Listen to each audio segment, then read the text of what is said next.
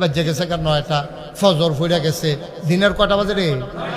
৯টা বাজে। খিদা লাগিয়ে উঠছে, এবার নতুন বাড়ি করছে, নতুন বাজ্যে কলা গাছ লাগাইছে, হোমাই কলা ডি মার্শাল্লাহ 8টা কলার মতো মোড় হয়েছে, এডি মার্শাল্লাহ ফাঁকছে।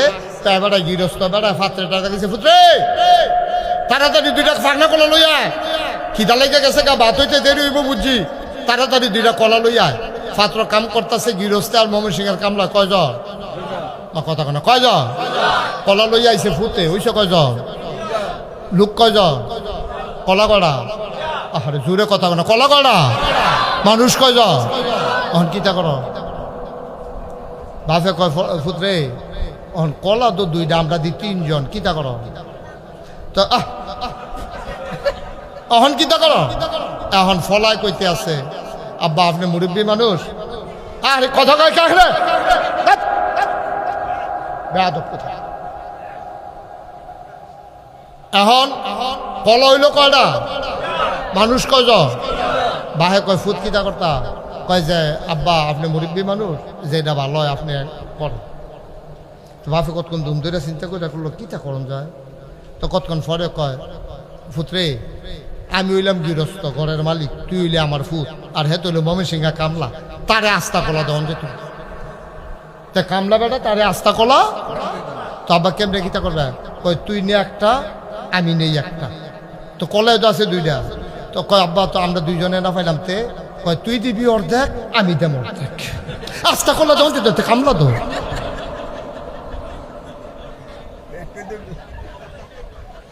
তারে আস্তা কলা দেওন, আমার কথা কেন, আস্তা কলা দেওন, তুই দে অর্ধেক, আমি দেই অর্ধেক। এখন কয়টা হয়েছে রে?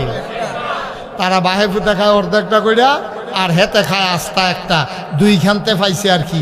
আম্মা আপনি একখানতে না পাইছেন না, বাহেরতে পাইছেন, ফুটেরতে পাইছেন, আবার জামাইতে 5 লাখ টাকা মুহরানা পাইছেন, নাতিরতে পাইছেন, মার খেতেরতে পাইছেন, সাইরুকুল দিয়ে ভাইতে পাইতে আপনি আস্তা ভরিয়ে দেখতে হইছেন। ঠিক কিনা কও? আপনার দেখতে হইছে আম্মা, আপনি অর্ধেকটা পাইয়া চকুলটাই লইছেন, আপনি আল্লাহরে বারে দোষী করে এলেন। আপনি কোন যে আপনার অর্ধেক দিল কে রে? আল্লাহ আপনার হুদা অর্ধেক দিছি, একখানতে দিছেন আর কি, সাইডও ফেলতে দিছে, এর লেগে আপনার ভাল লাগে না, এর লেগে আপনার ভাল লাগে না, আপনার কম হইছে। আল্লাহ যেন আমাদেরকে সঠিক বুঝ দান করে, সবাই কোনা আমি এই বুঝগুলোর জন্য দিনই শিক্ষা লাগে। তারারে যে দিছে, এই তারা তো বুঝে না, তারা তো তারার আহলে যেটা ধরছে এটা কইছে, তারা তো বুঝে না। তারা কি কয় জানে? নারী যারা দেহ ব্যবসা করে, এখন ফলাফাইন বেড়াই আছে, কথাটা কোন লাগে জাননের লেগিয়া, নারী যারা দেহ ব্যবসা করে এটা একটা পেশা, তাদের বেতন ধরা দরকার, তাদের পেনশন দেওয়া দরকার, তাদেরকে এটা একটা চাকরি হিসাবে দেখা দরকার। নাউজুবিল্লাহ বলবেন না? কোন নারী স্বেচ্ছায় সজ্ঞানে তার দেহকে বিলিয়ে দিয়ে টাকা কামাই করে না, কোনো না কোনো কারণে, কোনো দালালের খপ্পরে পড়ে, কোনো বাটপাটের চক্করে পড়ে আজকে নারী দেহ ব্যবসা করতে বাধ্য হয়েছে। এই ব্যবসাকে আমরা ঘৃণা করি, যেই মহিলা করে সেও ঘৃণা করে, এটা আমরা হারাম মনে করি। এমন কোনো নারী নাই যেই নারীরা পতিতাবৃত্তি করে অথচ নিজের বাচ্চাকে আবার পতিতা বানাইতে চায়, একজন মাও আপনি পাবেন না। ঠিক কিনা?